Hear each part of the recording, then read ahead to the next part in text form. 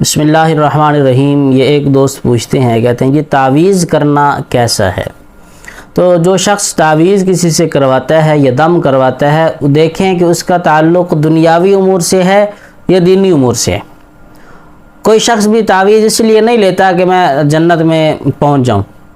کوئی شخص تعویذ اس لیے نہیں لیتا کہ جناب والا جہنم کے عذاب سے میں بچ جاؤں، پل صراط سے گزر جاؤں اس لیے، بلکہ دنیاوی معاملات میں لیتا ہے۔ تو یہ سمجھ لیں کہ دنیاوی معاملات میں یہ سمجھے ایک دوا ہے، تو دوا جو اس کا اصول دواؤں والا ہوگا، تو جو چیز شریعت کی نگاہ میں جو اصول جو دوائی استعمال کرنا جائز ہے اس کو استعمال کر سکتے ہیں، اور جن چیزوں کو شریعت میں استعمال کرنے کی اجازت نہیں، اللہ اس کے رسول نے قرآن نے حرام کہا ہے، تو پھر اس کو استعمال نہیں کر سکتے۔ تو تعویذ میں اگر غیر اللہ سے مدد مانگی جائے، شیطانوں کے نام لکھے جائیں،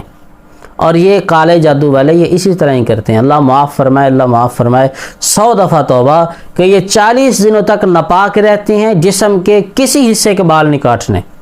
پھر یہ وظیفہ کرتے ہیں، پھر جا کے ان کا وظیفہ چلتا ہے، اور یہ شیطانی عمل ہوتا ہے۔ نورانی کوئی کر رہا ہے، نوری عمل جسے کہتے ہیں، اس میں قرآن کی آیات ہیں یا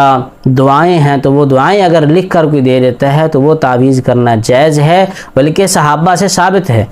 رسول اللہ حضرت ایک صحابی فرماتے ہیں کہ ہم حضور صلی اللہ علیہ وسلم کے زمانے میں دیکھتے تھے کہ آپ صلی اللہ علیہ وسلم حضرت حسنین کریمین کو معوذتین پڑھ کر دم کرتے تھے، سورۃ فلق اور سورۃ ناس۔ کیوں؟ کہ جادو کے اثرات سے یہ محفوظ رہیں۔ واقعتاً جادو انسان پر کسی پر بھی ہو سکتا ہے، رسول اللہ صلی اللہ علیہ وسلم پر بھی اس جادو کے اثرات ہوئے ہیں، جس کے نتیجے میں سورۃ فلق اور سورۃ ناس یہ نازل ہوئی ہیں، اور آپ صلی اللہ علیہ وسلم تشریف لے گئے اس کنویں میں جہاں اس یہودن نے آپ صلی اللہ علیہ وسلم کے بال مبارک کو 11 گرہ لگا کر پھینک دیا تھا۔ آپ ایک آیت پڑھ کے ایک گرہ کھول دیتے تھے، پھر دوسری پڑھ کے دوسری، پھر تیسری پڑھ کے تیسری، اس طرح آپ کا جادو ٹوٹ گیا۔